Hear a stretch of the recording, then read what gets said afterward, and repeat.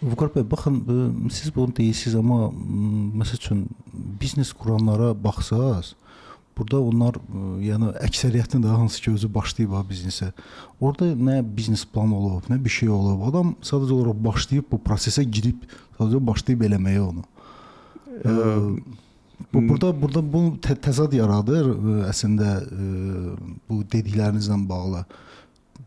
Bunu necə yəni şərh eləyərdiniz? Deyərdim ki, yəni qıraqdan elə formalaşır. Mən elə özüm vaxtı ilə elə 20 neçə il bundan qabaq bir tanınmış brend idi. Onu rəhbəri ilə tanış olanda gördüm ki, adam heç adını yaza bilmir. Hələ birinci o vaxtda təəccübləndim ki, necə olub ki, belə uğurlu biznes qurub.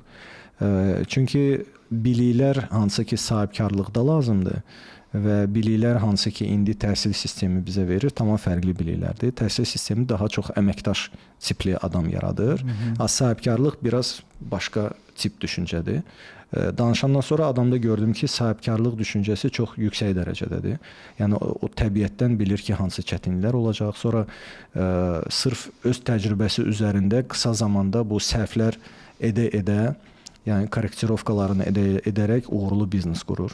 Və bazar təzə olduğuna görə, müəyyən sahələrdə rəqabət olmadığına görə, orada bilik olmadan bəzən yaratmaq olur biznesi. Çünki nəsə bir yeni bir şey yaradırsan, sənə heç kim mane olmur. Məsəl üçün biz biznesimizi başlayanda bizim gördüyümüz işləri heç kim görmürdü. Biz tam yenilik eləyirdik. İstər-istəməz o da bizə müəyyən vaxt verir ki, biz nəyisə səhv eləsək də düzgün korrektirovka eləyək. Amma nəsə siz indi bu dəqiqə yaxşı restoran yaratmaq istəsəz, bazarda o qədər çoxlu gözəl restoranlar var ki, hansında ki çox gözəl sistem qurulub, ora siz biliksiz daxil ola bilmərsiniz. O rəqabət həddindən artıq yüksəkdir. Yəni rəqabət olan yerdə gərək həm investisiyon çox olsun, biliyin çox olsun, proseslərin çox olsun, komanda güclü olsun. Ona görə siz dediyiniz həmən sahələrdə ehtimal çox azdır. Amma təzə bir şey yaradırsınızsa, orada o səhvlər mümkündür.